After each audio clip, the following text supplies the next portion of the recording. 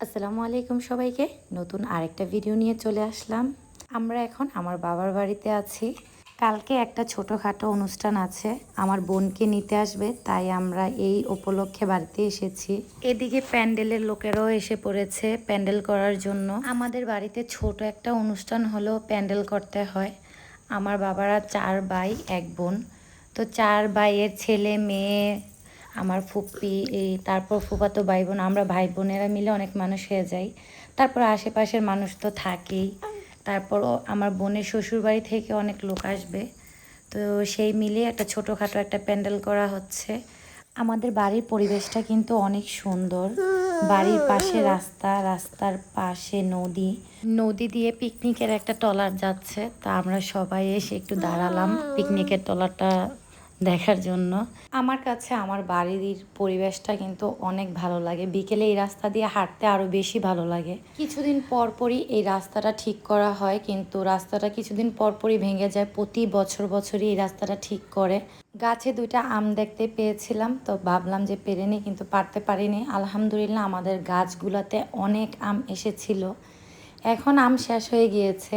আনাবিয়ার বাবা হচ্ছে নামাজ পড়তে যাচ্ছে, তো ও আবার দেখছে কিভাবে যেন ওর বাবা এই সাইড দিয়ে গিয়েছে, ও দৌড়ে রাস্তার দিকে চলে গিয়েছে। পরে আমি ওকে নিয়ে ঘরে আসলাম। তারপর দেখি আমার বোন এদিকে পিঠা বানাচ্ছে ওর শ্বশুর বাড়িতে দেওয়ার জন্য, তো সেগুলোও একটু আপনাদের সাথে শেয়ার করলাম। কালকে ওকে নিতে আসবে, তাই আজকে থেকেই প্যান্ডেলের লোকেরা কিছু কাজগুলা গুছিয়ে রাখতেছে। এদিকে আনাবিয়াকে নিয়ে আমার সারাক্ষণ থাকতে হয়, কারণ ও এত দুষ্টুমি করে যে সারাক্ষণ ওকে নিয়েই থাকতে হয়। প্যান্ডেলের লোকেরা কাজ করতেছে, এদিকে আনাবিয়া, আব্দুল্লাহ সবাই তো এত খুশি। ওরা এই বাসায় আসলে সারাদিনই বাহিরে খেলাধুলা করে, মাটি নিয়ে, গাছ নিয়ে, পাতা নিয়ে। কিন্তু আমার বাসায় তো সারাক্ষণ দোতলার উপরে বন্দি থাকে, তাই এখানে আসলে খোলামেলা পরিবেশ দেখলে ওরা পাগল হয়ে যায়।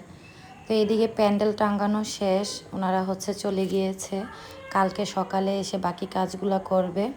এদিকে রান্নার জন্য হচ্ছে তারপাল টাঙ্গিয়েছে, যাতে বৃষ্টি আসলে সমস্যা না হয়। যেহেতু আকাশের অবস্থাটা তেমন একটা ভালো না, কিছুদিন যাবৎ বৃষ্টি হয় না। দেখা যাক কালকে কি হয়। আমরা দোয়া করতেছি যাতে কালকে যাতে বৃষ্টি না হয়। বৃষ্টি হলে তো একটা অনুষ্ঠান বাড়ি অনেক সমস্যা হয়ে যায়। এদিকে আনাবিয়া বাসায় এসে ওর বেবিদের নিয়ে খেলতেছে।